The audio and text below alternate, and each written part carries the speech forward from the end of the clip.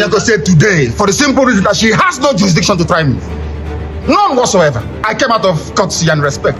For over 4 years, the leader of the indigenous people of Biafra, Nnamdi Kanu, has remained behind bars, and his journey from the British Nigerian activist to one of the most controversial people in Nigeria began with just words, not weapons. She stands recused from my case and cannot try my case. There are things that are happening in this country that a lot of you do not know. It is my duty to make that very, very clear to all of you today. Because the lies are too much. The lies are too much. I sent a petition to NJC, I don't want to talk about it. Justice Binta Nyako is using her position for personal gain. For personal gain. Her son and her husband are facing corruption charges. And they told them that if they convict me, this is what happens. You can see it. They don't want the truth to come out. Nobody wants the truth to come out. Nobody wants the truth to come out. Nobody wants the truth to come out in Nigeria. That's the problem. And this happened through Radio Biafra in the UK. What does Biafra mean? It means freedom, liberty, fairness, equity, and justice. And even Biafra means going back to the way we were before the white man came. Talking about total independence. Absolute independence. Completely. And through Radio Biafra, he called for a separate state for the Igbos in Nigeria, a dream that quickly turned into national crisis. You said it's a peaceful struggle, but yes. There are some videos of you appearing in the past, especially abroad, in particular in one conference in the US, where you said you need weapons to defend yourself, you need guns and ammunition. How can we understand that in the context that you're saying it's a peaceful struggle? I'm sure you've heard about the Fulani headsmen killing people all over the place. Have you heard about it? Of course. Exactly.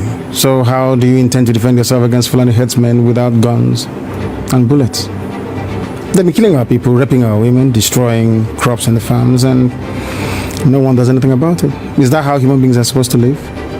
So, and you have the right to arm yourself and defend yourself with arms in that context? Self-defense is recognized even by all the known laws of the UN. Is that not correct? In 2021, report emerged that Kanu has been abducted and flown back from Kenya to Nigeria. The Nigerian government called it an interception, but his supporters called it a different rendition, a violation of human rights. Breaking news reaching us now. The leader of the indigenous people of Biafra, IPOB, Nnamdi Kanu, has been arrested, extradited to Nigeria, and is right now being arraigned at the Federal High Court in Abuja. Kanu is facing charges bordering on treasonable felony instituted against him at the Federal High Court in Abuja in response to the years of campaign for the independent Republic of Biafra through IPOB. He was granted bail in April 2017 for health reasons, but skipped bail after flouting some of the conditions given to him by the court. He has also been on the run since then after soldiers raided his father's residence in Abia State. And since then, Kanu has faced treason and terrorism charges, and from court to court and judge to judge, yet no freedom or trial. He still remains in the DSS custody, what many refers to as a solitary confinement. My name is Kweku Africa. I seek to break down the plight of Nnamdi Kanu, the leader of the Igbo people of Biafra. Don't forget to subscribe, comment, like, and share this video, and leave your comments. Now let's get into the video. Guys, if you've enjoyed this video so far, please do me a huge favor and hit the like button and subscribe. These videos take quite a long time to make, so if you could help me out, I'll love you forever. Thank you all for your support. Now let's get back to this crazy story. In February 2025, his brother accused the British government of abandoning Nnamdi Kanu, calling the silence the betrayal of a citizen in distress. However, the truth was that Nnamdi Kanu was a British citizen and also a Nigerian citizen. In 2022, a Nigerian court struck out 8 of the allegations against Nnamdi Kanu, but maintained the other 8, which had to do with treason matters, and right in the Federal Capital Territory, Abuja, where the Justice Binta Nyako of the Federal High Court, Abuja, today struck out 8 of the 15-count charge brought by the federal government against the leader of the indigenous people of Biafra, Nnamdi Kanu. Delivering ruling on the validity of the charge, Justice Binta held that in this instant, preliminary objection application counts 6, 7, 8, 9, 10, 11, 12, and 14 have not disclosed any offense by the defendant, while count 1, 2, 3, 4, 5, 8, and 15 show some allegations. The trial of the defendant is to proceed on those counts. The court also held that with the issue of proscription of IPOB, the case is still on appeal and it is still subsisting and until it is vacated. The IPOB leader is facing charges on treasonable felony and terrorism, offenses he allegedly committed in the course of the secessionist campaigns. He was then granted charges of $2.4 million for being an infringement on his right as a citizen. But the story doesn't end in the courtroom.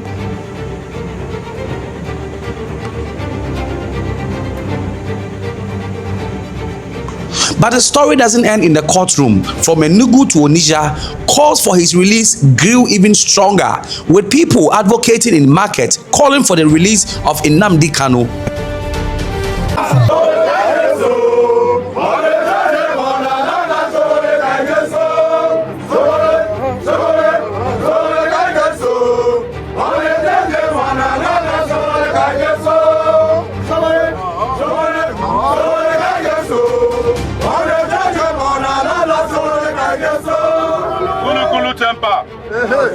Cha cha cha cha cha iko kwenu. Cha cha cha cha iko kwenu. Wezona. They have been on this now for the last 2 weeks, and that was the time that the God said all of us must become wise. And at the time of justice is now. When it started, if for those of you who have been following, I started by contacting Southeastern leaders. I called them one by one. Some of them I have their phone numbers. Say it's time for us to bring Nnamdi Kanu.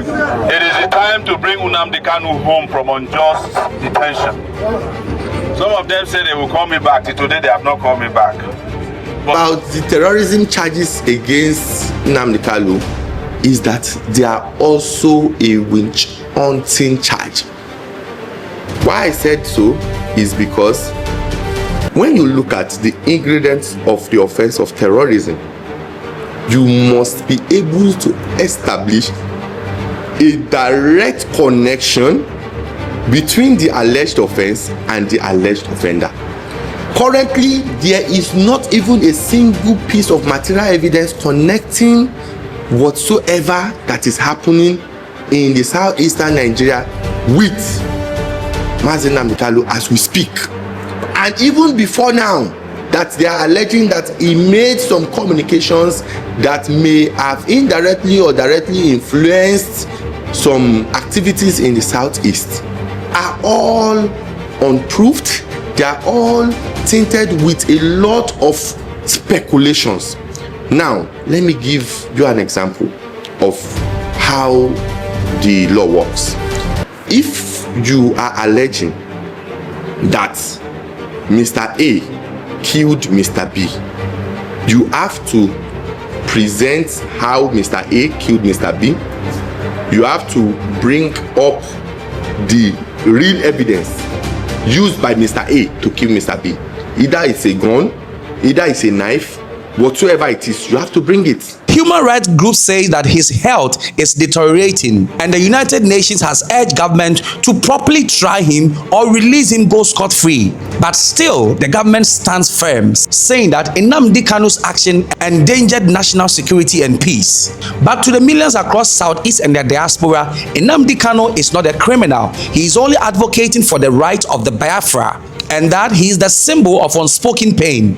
A man who represents a generation that feel unheard and unseen in the country they call home. Former governor for Anambra State and former presidential candidate for the Labour Party, Peter Obi, has insisted that there was no need and basis for the arrest of Nnamdi Kanu. I want the people to support them. Okay. I think there's a plan by Sowore to organize a free Nnamdi Kanu protest this week. I don't know if you are in tune with that arrangement. Well, let me tell you, I've always been consistent on Nnamdi Kanu's flight. there was no need for the arrest in the first place. And I've always said that for me,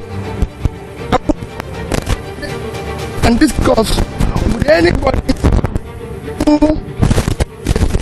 But another activist are also calling the government to keep prosecuting Nnamdi Kanu because they feel that he is spoiling the name of the Igbos in Nigeria.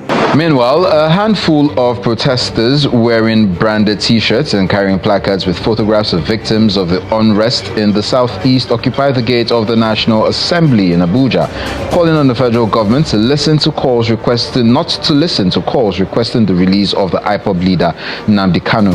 They are calling the leadership of the National Assembly and President Bola Tinubu not to yield to pressure to discontinue the ongoing trial of the IPOB leader.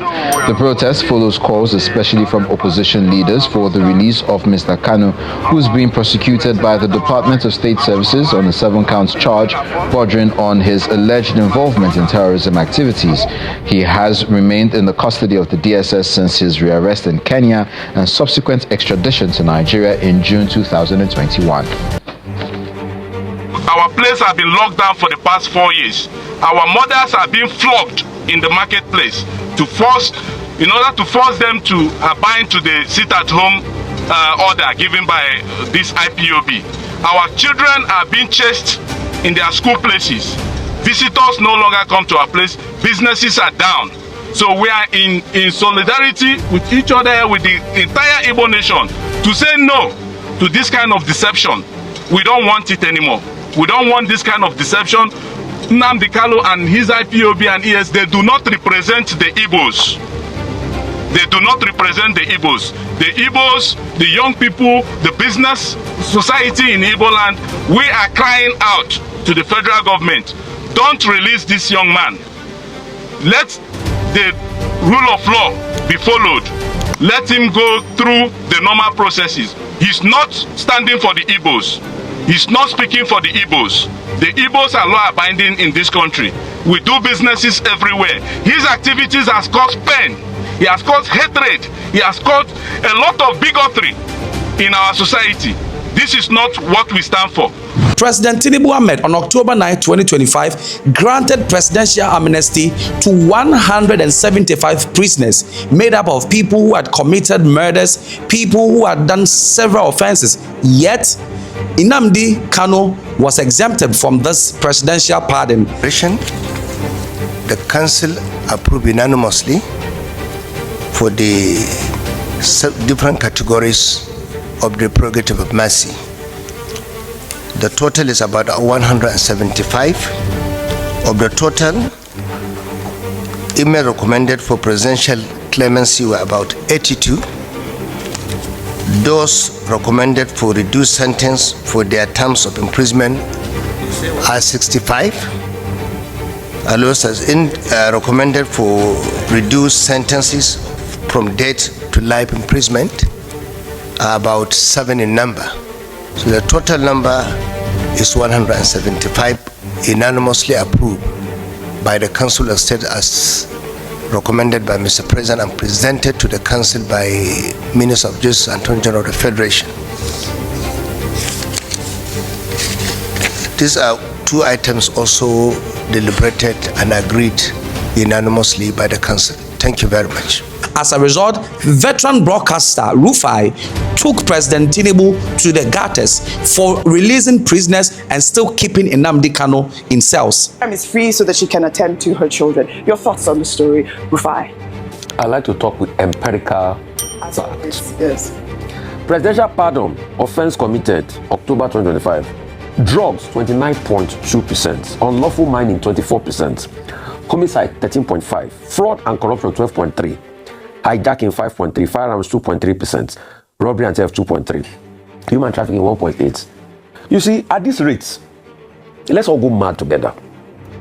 Because if we have now become a nation where we pardon criminals that our institutions fought hard to convict, then President Tinubu, in your next pardon, I have some names for you. You must pardon Lawrence Omaji Akpo Anini. You must pardon Oyenusi, the criminal. You must pardon Shekau. Look at the joke Nigeria has become. You pardon all these people that have perpetrated heinous crimes, Then you now have to drag the name of Herbert Macaulay in it to make it look legitimate. You now have to drag some of our founding fathers in it to make it, after you pardon all the criminals. Look at Farouk Lawan. There was a sting operation where the state security agencies, they were the ones that baited him with the bribe, the max notes. He pardoned him. So what nation do we have? What nation, I ask, do we have? But in the case of Nnamdi Kanu, people have been speaking. Some Igbo, top leaders came to Buhari last time to seek a peaceful resolution to the matter. No. Nnamdi Kanu is not being granted access to see doctors. That's why they're not even asking for pardon, access to see doctors. But all of a sudden, we are seeing all of this pardon flying around. So what lessons do we want for children in the generations yet unborn? A woman, we took the story here, planned the attack for good measure, also lacerated the husband's body. You say you talk to the woman's family before you pass. So the husband family, they have nothing. How will the husband family feel today? And that's the right concept. See, the prerogative of mercy is expected that a president will be able to, dispense that prerogative reasonably. But as it is today, like somebody was saying today, I think they should be adding civil society so that we can circumvent the names brought forward. You see, our nation has just become a joke where anything happens. At this rate, we'll start pardoning certificate forgers, if they will not even give themselves pardon already. So what was Nnamdi Kanu's offense? He opened a radio station in Britain where he called for the reawakening of Igbos and the Biafras. He advocated for a Biafran Republic, a secessionist group. He advocated for a Biafra Republic, a secessionist group that led to the civil war in Nigeria in 1967 to the 1970s to bring back the Southeast control under Abuja. This war caused the death of more than 1 million people in Nigeria. And whilst on trial, there was a conflicting report of Nnamdi Kanu's health. Some said it was deteriorating, but others said it was okay. And so the judge, James Omotosho, ordered an independent assessment of Kanu's health. But the Nigerian Medical Association, within a matter of a day, informed the Federal High Court in Nigeria that Nnamdi Kanu's sickness was not a life-threatening one and that he could continue for the prosecution. But the defense disagreed, saying that this was a shoddy job. That's quite a surprising ruling today. We were served all of a sudden, as a matter of surprise, an ambush with the medical report, which the court ordered the Nigerian Medical Association to submit since 26th September. So that medical report that we were served is dated 13th October. And it was today that we were served in open court with it. So, well, you can say that defense had no ample opportunity to react to it. It was more of an ambush. But nonetheless, the court had ordered further that Nnamdi Kanu be examined by the Nigerian Medical Association. That examination was never carried out, and the order was entered on 26th September and restated on 8th October. That part of the order was disobeyed. They never examined him. So the report is based on some informal meeting they held with Nnamdi Kanu as far back as 18th September at the DSS headquarters in Abuja. They were invited to do that by the DSS. The court and the DSS are not the same. So what we have in court, or what we were served in court today, quite frankly, we cannot be sure where it emanated from. Did it emanate from assumption, or did it emanate from the examination carried out on 18th September before the court entered an order on 26th September. So we were quite surprised, flummoxed, and we felt a bit disadvantaged, but the proceedings had to continue apace as the court wanted it. So at the end of the day, the court made a conclusion and a ruling that Nnamdi Kanu must enter his defense from the 24th of October and conclude his defense by the 30th of October. So basically it's a 6-day trial. window that we are looking at there. So how fit is the defense now? How fit is the defense council, defense team particularly, entering the defense now? How ready are you guys? Well, you see, lawyers are trained to be ready for any eventuality. But the justice of the matter is another case altogether. I choose not to comment on that. So wait, we have to comment. Seriously, I'm one of. This is a public document. Brought in by the medical council through the prosecution. So they serve us this thing today. And if you watch there in this particular medical report, you can see all the ailments they say that Nnamdi Kanu is suffering from. And surprisingly, somebody that has all these particular issues, you now in the last paragraph to say that from your own distance he can stand trial. Somebody that is passing through all these ailments. Having said that, too, go to make a consequential order.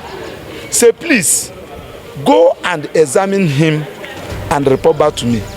They never examine Nnamdi Kanu, only for them to come up with this report. Nigerian Medical Council, they should be very careful, because this is a professional body and we are expected to act professionally. In your report, you are expected, I'm not a medical doctor, but I'm a practicing lawyer. You are expected to show that on this particular day, we obtained his specimen. We carried out this lab, and the lab showed this, and we are talking about somebody's life, for goodness sake. You cannot just enter into your office room and you open your system and start writing trash, and you want court to rely on it. And surprisingly, we are expected to take a date for us to go, and because when the court gave us an opportunity to respond, we are ought to have taken a date to confer from our clients. It was when Nnamdi Kanu said, what? We are the people that even gave Nnamdi Kanu this thing. When the court was about to sit, we are talking about somebody's life. Of course, as a matter of this thing, the Igbos are on trial. This is a war against the Igbos. Of course, you are here when the president ordered the police and the army to go and negotiate and have a discussion with the terrorists and the non-bandits in this town. With their arms. And somebody that is exercising his rights as given to him by the constitution, both local and international legislations, and you say that he should enter trial. Trial for what? What is it trial? What are you trying for? Do you have even jurisdiction? Does the court have jurisdiction to entertain this particular matter? Somebody that has been discharged by court of appeal. Nnamdi Kanu's case is now more than just a legal issue. It's a mirror reflecting Nigeria's struggle with identity, unity, and justice. And until his struggle ends, so will his story continue behind bars, yet louder than even those outside bars. My name is Kweku Africa. Consider subscribing to the channel, like, and share the video. It's a wrap for today.